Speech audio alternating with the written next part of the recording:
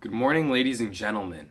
In today's video, I'm going to be previewing the upcoming season for the Miami Heat. Now, obviously, this team is coming off of a great year last year in which they made it all the way to the NBA Finals, and this upcoming year is going to be another year where they have hopes of being very successful. However, before I get too far into it, I want to remind you all to leave a like and subscribe. I've been appreciating all the support that I've been receiving lately, and I hope to see that continue. Now, without further ado, let's get into the video. However, before I think that we can adequately preview the upcoming season for the Heat, I think that we need to reflect upon and discuss the transactions that the team made in the recently concluded NBA offseason. In the NBA draft, they kicked off their offseason by selecting Precious Achiuwa with the 20th pick. I think that the guy that went directly after Achiuwa was one of the best players in the entire draft in Tyrese Maxey. But I think that Achiuwa probably fits more of a fit for this team, as they have a pretty loaded backcourt filled with young players as well as veterans that are going to be super valuable to them moving forward. And there is a bit of a lack of depth in the front court, as they have a couple upcoming free agents as well as some players that are probably going to be aging out of being rotation players at the 4 and 5 positions. In those ways, Precious Achiuwa was a really nice fit pick. I didn't have him that high on my board, but I certainly can see the intrigue here with the Heat, especially after they developed a similar big man that had some similar traits in Bam Adebayo to the success that they did. Outside of that, in free agency, they retained Goran Dragach, Meyers Leonard, and Eudonis Haslam. Haslam on a 1-year minimum, Leonard on a 2-year, $20 million deal that is essentially paying him to be a matching contract in a trade. And Goran Dragach is on a 2-year, $37.4 million deal. He obviously got a balloon payment from the Heat in order for them to ensure that he would stick around for this season. He's probably getting paid more than he's worth for this year, but that's worth it for the Heat because they had to make sure that they were both able to keep cap space open for next offseason and that they could actually keep Dragach and not have him walk to a different team. They also made some new additions to the squad by signing Harkless to a 1-year, $3.6 million deal and Avery Bradley to a 2-year, $11.6 million deal that has a team option on the second year.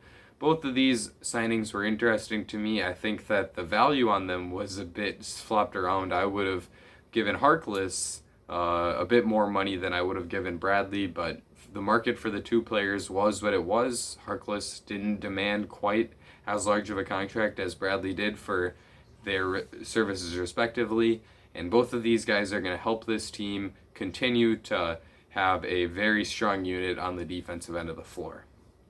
Those are all the moves the Heat made this offseason. It was fairly quiet with them losing a role player in Jay Crowder and gaining some role players in guys like Bradley and Harkless. Now that we have covered the offseason, I think that we're ready to preview the upcoming season for the team. When I do this exercise, I go over each player as an individual and discuss what my expectations are for them in the upcoming season. At the end, I go and I take all of my expectations for the individual players and I put them together to predict what I think the team can do for the season. When we do this exercise, we always start at the point guard position. So the first guy we'll talk about here is Goran Dragach, who I think will probably be the starter for this team. There's certainly a chance that they'll start Kendrick Nunn and keep Dragach coming off the bench, but I think that it would be very difficult to justify Dragach being a sixth man after we saw just how much better he is than Kendrick Nunn in the bubble, as well as with him getting a pretty large contract in this past offseason. So I think Dragach probably will be, and in my opinion, absolutely should be the starter for this upcoming year. Dragach is not a superb athlete, which limits how much he can do off of the dribble. He doesn't have elite burst, so he's not necessarily able to get around players and create shots for himself in that fashion. And he also struggles a little bit on the defensive end. He can't quite hold up at the point of attack He's a really smart team defender, and that makes up for his weaknesses on ball a little bit, but he still struggles when forced to match up with a top point guard in the NBA. However, those weaknesses are all made up for with his ability as a shot creator in the pick and roll. He's one of the better pick and roll players in the entire NBA.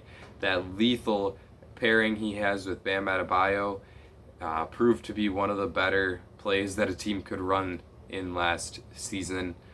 Dragach tends to make the right read at a high rate, whether that is finding the big man for the finish, kicking it out to the three-point line, using his floater, or even pulling up at the three-point line to knock down an open look. All of these abilities in the shot creating and the pick and roll make Dragach a very valuable player and the guy who, in my opinion, should absolutely be the starting point guard, and if not the starter, the guy that gets the most minutes at that position for the Heat in this season. Next guy to talk about here is Avery Bradley. Bradley is not a guy that I'm super high on because I really struggle to see what he can do offensively outside of being a shooter. He's okay coming off of movement, and I'm sure that we'll see him coming off of a lot more movement, like the pin downs, double screens type stuff that the Heat absolutely love to do with their perimeter players. And I think that Bradley could have a pretty successful season as a shooter in this Miami Heat system. However, he doesn't do a whole lot off the dribble, and he's not much of a passer. He's not a good athlete, so he can't really finish all that well. He's got a decent mid-range game, so that allows him to be okay in the pick and roll. But outside of that, his really only value on the offensive end is as a floor spacer. On defense, however, he's a really good defender at the point of attack. He really holds up well on the ball, can create steals for his team, and is a pretty good player in transition where he's a solid passer. On off of the ball stuff, he also does a good job, makes good decisions in rotations, and seems to always be in the right spot.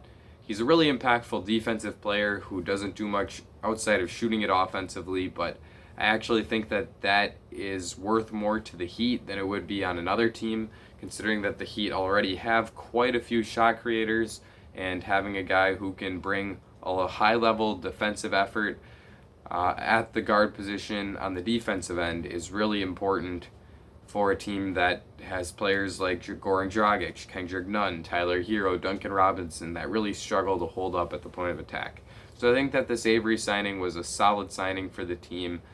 I think that if it were another team, this would be a little bit much for me in terms of contract price, but the fact that he's a good fit for the Heat and they were able to get a team option on the second year makes this a solid deal, in my opinion. Last guy here at the point guard position is Kendrick Nunn, and before I really talk about Kendrick, I think that I probably need to preface this by saying that I am not a guy who likes Kendrick Nunn. I was listening to a podcast one day, and they mentioned that the reason why the Heat were able to get Kendrick Nunn as an undrafted free agent was because he had a domestic abuse scandal in his past. And so I was a little interested about that, and I looked it up, did a little research, and I found an article describing what the incident was. Apparently he beat a woman and then took a bucket of water, hot water that is, and dumped it on her, which is obviously a pretty horrible thing to do in its own right, but people make mistakes. We've seen professional athletes that have had problems with abuse in their past be very apologetic and come back and revive their careers. However, Nunn hasn't necessarily been that.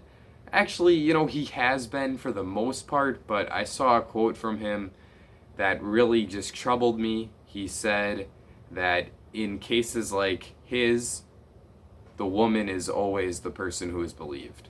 And I think that that's just a very troubling thing for me as a person who genuinely vouches for women's rights and is not necessarily, certainly doesn't approve of domestic abuse. I don't like that from Kendrick Nunn, and for those reasons, I'm not too big of a fan of his. In terms of the basketball stuff, yeah, he's a pretty good scorer, can score at all three levels, good finisher at the rim, has a solid mid-range game, can knock down open looks from three despite having some super ugly form, struggles defensively and isn't a very good passer, not much of a shot creator offensively. But overall, I can't really provide too much of an opinion on Kendrick Nunn because my judgment is clouded quite a bit by the off-the-court stuff with this guy. Although we've covered the point guards, I think that we're ready to move on to the wing position where we'll start with Jimmy Butler.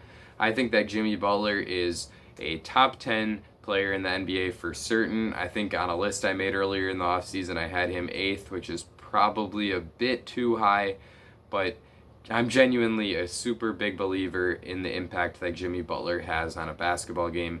He is a very high-level shot creator off the dribble. He's a really good passer, does a great job of finding those shooters that the Heat have done such a good job of surrounding him with.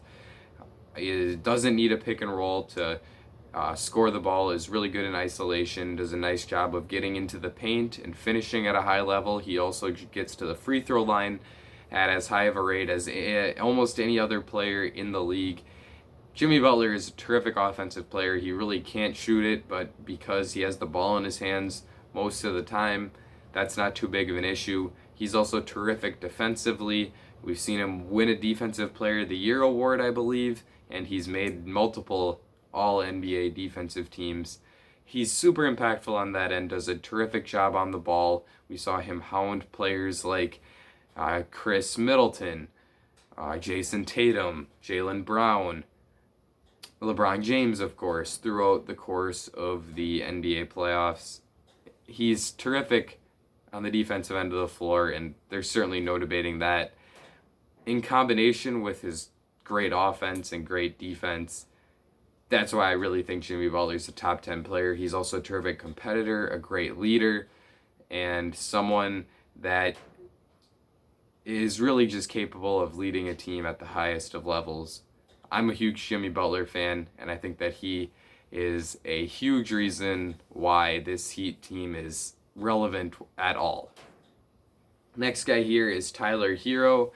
I am a big fan of Herro as well. He's a player that I see being very, very good in the future. I thought that I was a bit higher on Tyler Herro than the general consensus. I've always said that I think that he's going to make more than one All-Star game and be someone that has a shot to win a three-point contest at some point in his career because of his excellent shooting ability. But then I saw the fact that the Miami Heat fans are not willing to trade him straight up for James Harden. And I also saw that ESPN had him ranked as the 59th best player in the NBA this season. So maybe I'm not higher on Tyler Herro than most people are, but I do think that he's going to be a very good NBA player at some point in his career. I really like what I see with him as a shot creator. He's really good in the pick and roll, has really developed as a passer, makes a lot of the right reads. We saw him have a 10-plus assist game in the, was that the Eastern Conference Finals or the Eastern Conference Semifinals? I can't remember which one. But he has put up excellent statistical nights like that. He's a good rebounder for a guard, which is a very undervalued thing to bring to your game, and I think that Herro does it quite well. Obviously, he's a great shooter, has developed a really strong ability in his floater, which allows him to be terrific in the in-between game. He's not much of a finisher inside, only shot at 58% from 3 feet or less last season, which really needs to improve in order for him to reach that ceiling that I talked about before. But he's a good enough shot creator in other ways that even if the inside scoring doesn't get better, he's still going to be a really high-level starter in the NBA. The other place where he struggles a bit is on the defensive end, where his lack of athleticism and length is certainly troublesome. However, he plays really hard, is a smart defensive player, and tends to be in the right position. So I think that on a team that already has a lot of defensive talent surrounding him, guys like Avery Bradley, Jimmy Butler, Andre Iguodala, Bam Adebayo, all those guys are long, all-NBA defense caliber defenders. and that really allows Tyler Hero to be utilized to his best on the floor. And I think that he has a chance to have another really good year for the Heat in this upcoming season.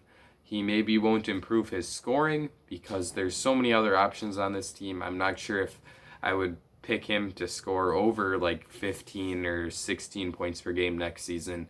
But I do think that he'll improve his efficiency, he'll improve his playmaking numbers, and I'm excited to see what Tyler Hero can do this year.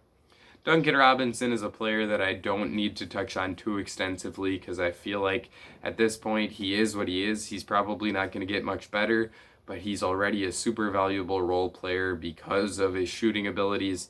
He's probably one of the top 5 or so shooters on planet Earth. He's an absolute knockdown guy on catch and shoot opportunities. It's absolutely lights out in those situations as he rarely misses. In off the dribble situations, he's also very good. If he's handling the ball on the fast break, he's very capable of pulling up and knocking it down. He's also a great movement shooter who knocks down shots frequently off of screens like pin downs and other actions as an off-the-ball mover. Robinson's a high-level shooter. He also gives good effort and is very smart defensively. And the combination of those things make him a really high-level role player and someone that really makes this Heat team quite a bit better, in my opinion. Next guy here is Andre Iguodala, who is at the very least a very good veteran to have. I definitely think that he's declined from his Warrior days. He's not the same player that he once was, but he's still really good defensively. He's a good playmaker and passer for a wing, and he also can score at the rim when given the opportunity. However, because of his struggles as a shooter and his declining amount of burst, I don't necessarily think that he's going to be the reason why this Heat team wins games in the playoffs this season, but I certainly still think that he can be a part of the rotation, just not at the level he was with the Warriors when they were true championship contenders. Next guy here is Mo Harkless. I really like Mo. I thought that he was going to go for quite a bit more than the biannual exception, which is what the Heat used on him, the $3.6 million one-year contract. I thought that he was going to get something closer to a one-year mid-level, so I think that this is a pretty nice bargain for the Heat to bring on a guy who's a very much plus defender, very athletic, and can guard multiple positions, does a nice job taking on some challenging matchups throughout the league, and is capable of guarding guys like Jayson Tatum, like Giannis Antetokounmpo, like Kawhi Leonard, like Paul George, like LeBron James. Those big wing matchups are very, very challenging, and you're definitely going to have to go through 2, if not 3 of those guys en route to being a champion. So having a player that can guard them at a high level is very important, as the Heat know, as they had a guy who did that as well as almost anyone in the league last year in Jay Crowder.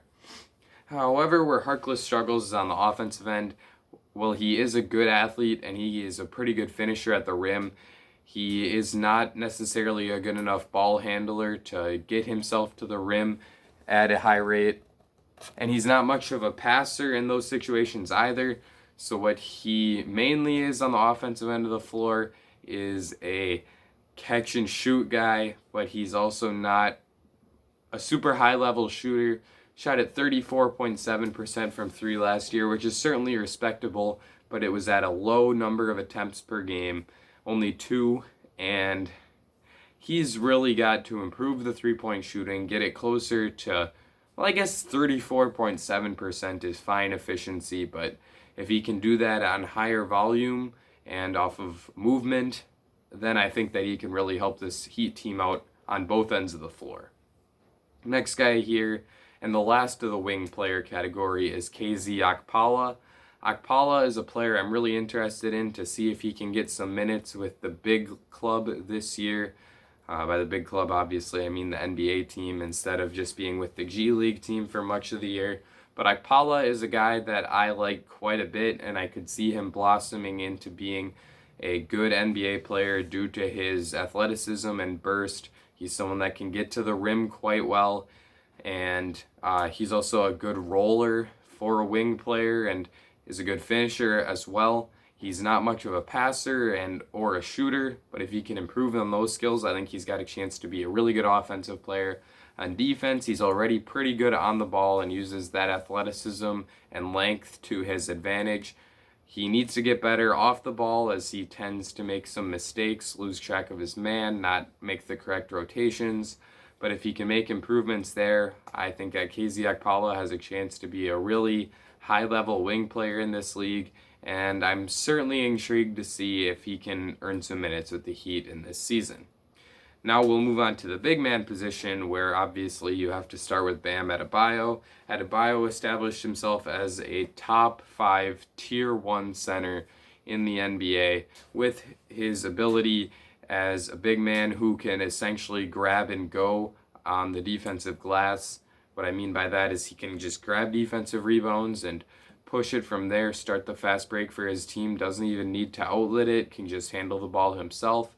From there, he's a really good passer for a big man, he's a good finisher at the rim, and he's also a really high-level screen setter in half-court situations, which has allowed him and Duncan Robinson to really become a high-level pairing, as Robinson is quite a good passer coming off of situations where, let's say Bam's setting a pin down for him and Robinson gets wide open from 3. Bam's defender helps out on Robinson. Robinson finds Bam in the post with a small guard defending him from the guy who switched off of Robinson, and Bam ends up getting an easy layup in the post. So on that end, he's a really good player, but where he might be most valuable is on defense. Obviously, the play he's most known for was the game-saving block of Jayson Tatum he had in what I believe was Game 2 of the Eastern Conference Finals last season. However, as a rim protector, well, he is pretty good. He's most valuable on defense as a perimeter big man who can guard multiple positions, is very mobile, and certainly uses that mobility to his advantage. He does a terrific job there. He's a plus rebounder on offense and defense, and with his offensive skill in conjunction with his absolute defensive mastery of the center position, Bam Adebayo is a top 25 player in the NBA, and he's certainly a very important option for this Miami Heat team, and someone they're going to rely upon to take another jump as a shooter, hopefully, as well as perhaps someone who can create shots for himself a bit more. Maybe improve as a rim protector is another place where he could take a step forward. But if the Heat want to win the championship this year, I think that Bam needs to establish himself as something closer to a top 15 player. And I certainly think he's capable of taking that jump, considering the fantastic support he has in Miami, as well as his high character and hard work ethic that he has demonstrated throughout his NBA career thus far. Next guy here is Kelly Olynyk. Olynyk is a floor-spacing big man on offense who is very valuable because of his ability to knock down the 3. On defense, he has a very high-level feel for the game, and he is quick enough laterally to guard on the perimeter a little bit, which is certainly valuable. He's a nice role player for this Heat team and someone that was a very big part of their Eastern Conference semifinals victory over the Milwaukee Bucks. Meyers Leonard was a big guy who got a lot of playing time in the regular season, although he fell out of the rotation once we got to the playoffs. He is another good three-point shooter from the center position, a stretch 5, if you will. Shot it well over 40% last year. I think he was like 42.5, which is astoundingly good for a center. On defense, however, he struggles. He's not mobile enough to guard on the perimeter like Olynyk, and he is not a very good rim protector or rebounder either, so he doesn't do much on defense. However, he's still someone that can get regular season minutes because of his ability as a rim runner and finisher, as well as a three-point shooter, but I don't really think he's someone you can play in the playoffs all that much. Precious Achiuwa is the next guy here. Achiuwa was 26th or 25th on my board I didn't love him coming out of Kentucky, but he has, or not Kentucky, excuse me, coming out of Memphis, but he has flashed high level abilities as a defensive big man who is both a good rim protector as well as a versatile and mobile big guy who can guard multiple positions on the perimeter. Is this sounding familiar? Yeah, I think that a defensive comparison for him is Bam Adebayo. I certainly don't think that he has the same offensive skill. While he is a big man who can handle the ball a bit, he is not as gifted of a passer. He's a little bit too selfish when he has the ball in his hands. And I also don't think that he's as good of a finisher as Bam is. But on the defensive end, that's certainly a comparison that can be made. And the fact that the Heat may have added a second Bam Adebayo, I think that they've taken to calling him Baby Bam, is a bit scary to me. Next guy here is Chris Silva. Silva was a player that I liked quite a bit coming out of South Carolina. He was on the South Carolina team that made it to the Final Four in, what year was that? 2015? Oh, wait, no, it couldn't have been that. Was that 2017? 2018? I don't remember exactly, but that team had like PJ Dozier and Sindarius Thornwell and Chris Silva, so multiple pros on it, and they made a nice Final Four run when they were like a 7 or 8 seed, so obviously that was a pretty fun team, but that's just me reminiscing a little bit. Silva was a guy that I liked quite a bit coming out of college because I saw that he actually shot the three pretty well in college. I think that it was only on about 30 attempts per game, but I thought that he shot it well into the 30s, if I'm not mistaken, and he didn't take a three in his time with the Heat last year, which was it was pretty disappointing to me. And I'm hopeful that he can get back to his three-point shooting ways because, he's not an outstanding finisher at the rim. He's not a great rim protector on defense. He can't guard on the perimeter very well. Actually, he is a pretty good rim protector. He posted a 6% block rate last season. But for him to really stick in the NBA, I think the jump shot has to come around. If it doesn't, this is probably like a G League / overseas guy. Last player here is Eudonis Haslam. Haslam is probably one of, if not the worst player in the entire NBA, but he is certainly not one of the least valuable players. He has great veteran experience. Everybody in Miami loves him. He's as important to that Heat culture as Pat Riley or Eric Spoelstra or Jimmy Butler is. Eudonis Haslam is as much the face of the Miami Heat as any of those guys, and he's certainly a franchise icon and someone that has been on the roster for years and probably will be for years to come.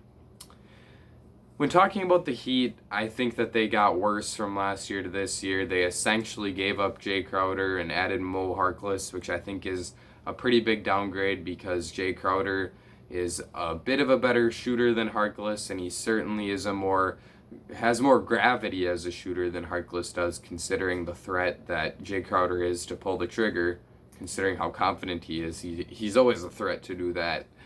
And I also think that Harkless is not quite the same level defender that Crowder is.